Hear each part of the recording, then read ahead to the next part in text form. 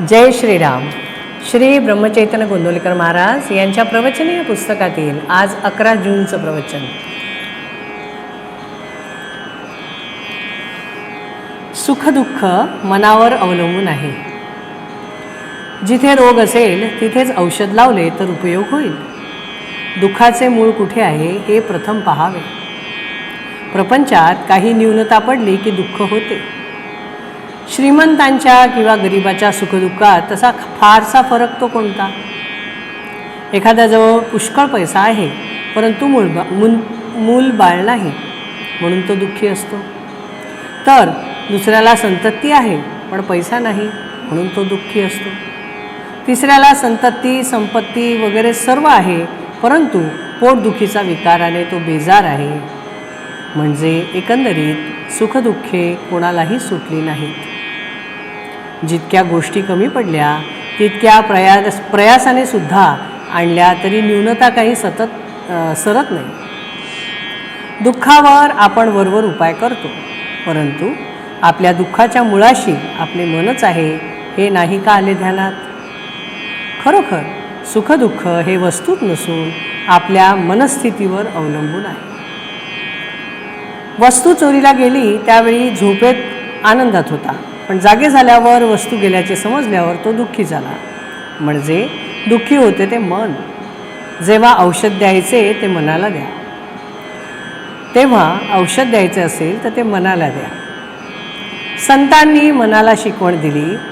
आजवर आम्ही विषयसुख सख्या मुलाप्रमाणे भोगले आणि परमार्थ मात्र सावत्र मुलासारखा केला. सावत्र आईप्रमाणे आम्ही मनाला शिकवले. ज्याचा सहवास झाला त्याप्रमाणे मनावर परिणाम होऊ लागला. विषयाचा सहवास गर्भापासून आपण ठेवतो म्हणून विषयापासून मिळणारा आनंद खरा असे मानू लागतो. ज्याचे बीज लावावे त्याची फळे खावी. आपण विषयाचे बी पेरतो आणि विषयाची फळे दुःखदायक आहेत म्हणून मग शोक करतो. याला काय करावे. व्यापारी दरवर्षी आढावा घेतात. त्याप्रमाणे माझे विषय किती कमी झाले हे आपण पाहावे. जितकी प्रपंचाकरता तळमळ करतो तितकी भगवंताकरता करावी. प्रपंचातल्या अनुकूल परिस्थितीपेक्षा प्रतिकूल परिस्थिती हीच परमार्थाला जास्त उपकारक आहे. परमार्थ हा परिस्थितीवर, श्रीमंत गरिबीवर, रोगी निरोगीपणावर वगैरे कशावरही अवलंबून नाही. मनाची स्वस्थता, अंतःशुद्धता, आचरणातील पवित्रता यावर तो अवलंबून आहे. प्रपंचातल्या सोयी आणि गैरसोयी या दोन्ही परमार्थाच्या आड येतात. आपण रस्त्यातून चाललेलो असताना एखादे अत्तराचे दुकान पाहून थांबलो तर काय किंवा मिरच्यांचे दुकान पाहून थांबलो तर काय. रस्ता चालण्याच्या दृष्टीने दोन्ही घातकच ठरतात. प्रपंच मुळात चांगलाही नाही आणि वाईटही नाही. आपण आपली आसक्ती त्यात कालवतो म्हणून तो आपल्याला सुख दुःख देतो. ही आसक्ती काढणे याचेच नाव परमार्थ होय. आपण करतो त्याच गोष्टी आसक्ती सोडून करणे याचे नाव परमार्थ. इस प्रवचन में ये कहा गया है कि हमारे मन के ऊपर सब निर्भर है. मन चंगा तो कटौती में गंगा. सुख दुख ये हर इंसान के लिए सेम ही है. आपको लगता होगा गरीब लोग ज़्यादा दुखी रहते हैं तो ऐसा नहीं है. अमीर लोग दुखी नहीं है क्या.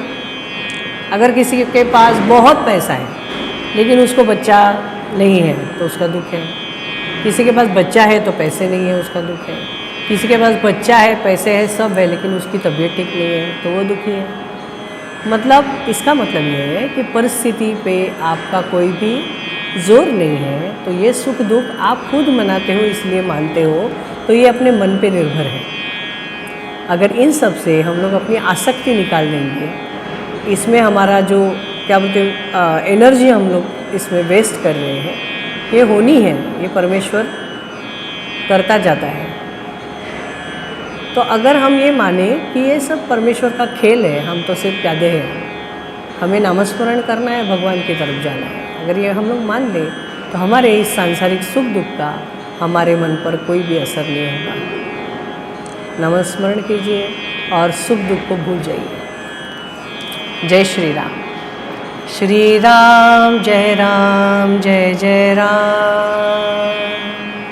श्री राम जय जय राम। श्री राम जय जय राम। श्री राम जय जय राम। श्री राम जय जय राम। जय श्री